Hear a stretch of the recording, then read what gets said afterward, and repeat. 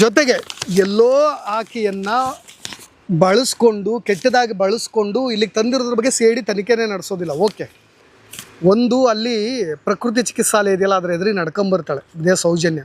ಅಲ್ಲೇ ಒಂದು ಎದುರಿಗೆ ಒಂದು ಶಾಂತಿವನ ಅಂತ ಬಸ್ ಸ್ಟಾಪ್ ಇತ್ತು. ಅಲ್ಲಿ ವಾಚ್ಮ್ಯಾನ್ ಕೂಡ ಆಕೆಯನ್ನು ನೋಡಿದ್ದ. ಆ ವಾಚ್ಮ್ಯಾನ್ ಜನಾರ್ದನ್ ಕೂಡ ಒಂದು ಸ್ಟೇಟ್ಮೆಂಟ್ ಕೊಟ್ಟಿದ್ದ, ಘಟನೆ ನಡೆದ ಪರಿಸ್ಥಿತಿಯ ವಿವರಣೆ ಕೊಟ್ಟಿದ್ದ. 2 ರಿಂದ 4 ಗಂಟೆ ಅವತ್ತಿನ ದಿನ ಮಧ್ಯಾಹ್ನ 4 ಗಂಟೆವರೆಗೆ ಜೋರು ಮಳೆ ಬರ್ತಾಯಿತ್ತು. 2 ಬೈಕ್ನಲ್ಲಿ 4 ಜನ ಬರ್ತಾರೆ, ಅಲ್ಲಿ ನಿಂತ್ಕೊಳ್ತಾರೆ ಬಸ್ ಸ್ಟಾಪ್ನಲ್ಲಿ. ಅಲ್ಲಿ CC ಕ್ಯಾಮ್ರಾ ಇತ್ತು.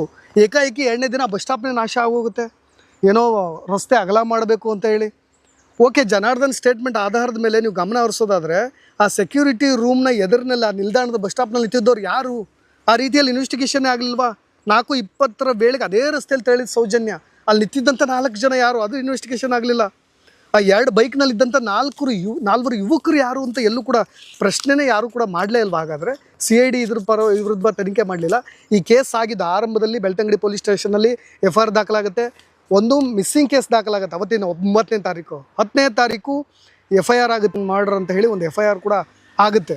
ಅದಾದ ನಂತರ ಈ ಕೇಸ್ ವ್ಯಾಪ್ತಿ ಜಾಸ್ತಿ ಆದಂಗೆ CID ತನಿಖೆಗೆ ಹೋಗುತ್ತೆ.